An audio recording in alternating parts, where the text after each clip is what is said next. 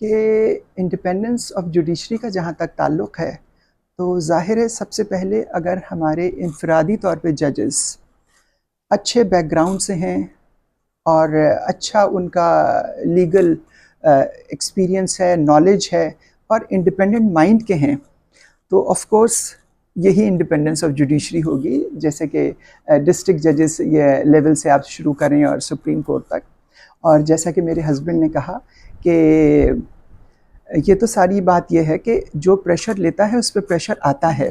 اگر آپ independent mind کے ہیں اور پوری ذمہ داری اور خوف خدا کو دل میں رکھ کے آپ فیصلے کرتے ہیں تو کوئی آپ پہ پریشر نہیں ڈالتا. اور یہی ایک کی ہے انڈیپینڈنٹلی کام کرنے کے لیے کہ آپ صرف اللہ سے رہنمائی لیں، جو قوانین ہیں ان کی جو قوانین ہیں ہمارے ان کو فالو کریں اور جرات کے ساتھ فیصلے کریں. اس کے لیے کوئی ایک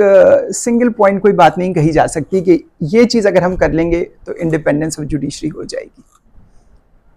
پھر آپ کا کیا نظریہ ہے اس چیز پہ؟ میں تو بہت ہی مختصر سا جواب دے دوں اپنے 45 سالہ پروفیشن کے تجربے کی بنیاد پر. اس ملک میں ٹیلنٹ کی،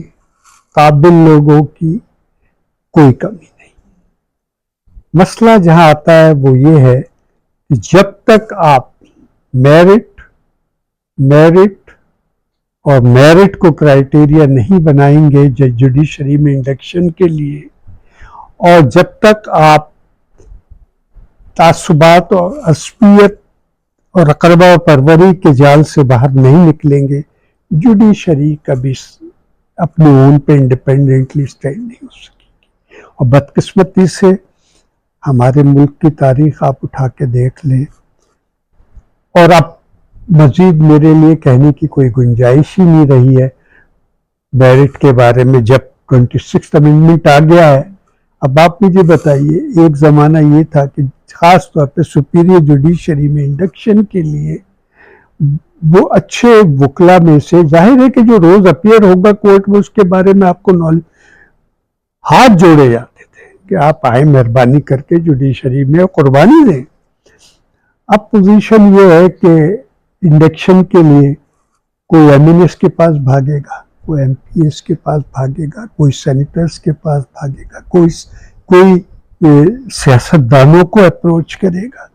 کوئی اپنی عصبیت کو ایکسپلائٹ کرے گا، کوئی اپنی رشتہ داری کو ایکسپلائٹ کرے گا. اور جوڈیشری کا جہاں تک تعلق ہے